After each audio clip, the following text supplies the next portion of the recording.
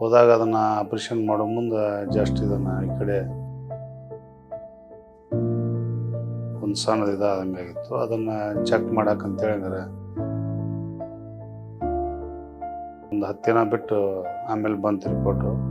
ಸ್ವಲ್ಪ ಇದೆ, ಅದು ಸಮಸ್ಯೆ ಇದೆ, ಆಪ್ರೇಷನ್ ಮಾಡಬೇಕು ಅಂತಂದ್ರು. ಈಗ 3 ತಿಂಗಳು 4 ತಿಂಗಳು ಸರ್ ಬಂದಿದ್ದಕ್ಕೂ ಖುಷಿ ಇದೆ ಸರ್.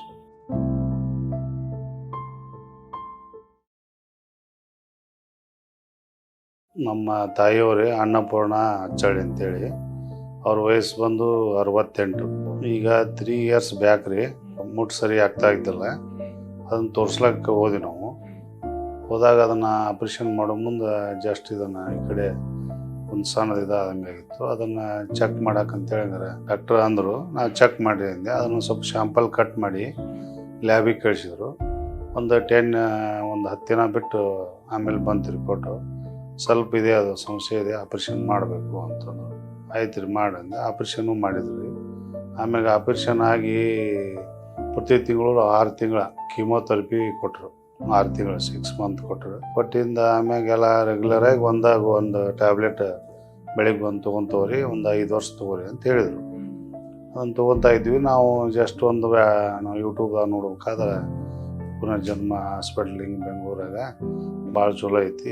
ಆ ಪ್ರಕಾರ ತಾಯಿ ಕರ್ಕೊಂಡ್ಬಂದು ಫಸ್ಟ್ ಟೈಮ್ ಎಲ್ಲ ಅವ್ರು ಆಗಿದ್ದನ್ನು ಎಲ್ಲ ಹೇಳಿದ್ರು. ಅದ್ರ ಪ್ರಕಾರ ಮೇಡಮ್ ಅದಕ್ಕೆಲ್ಲ ಸೊಲ್ಯೂಷನ್ ಹೇಳಿ ಅದು ಟ್ಯಾಬ್ಲೆಟ್ ಕೊಟ್ಟು ಕಳಿಸಿದ್ರು. ಆ ಪ್ರಕಾರ ಅವರು ಊಟ ಮಾಡೋದು ಆಗ ಏನು ತೊಂದರೆ ಇಲ್ಲ, ಎಲ್ಲ ಆರಾಮಿದ್ದಾರೆ.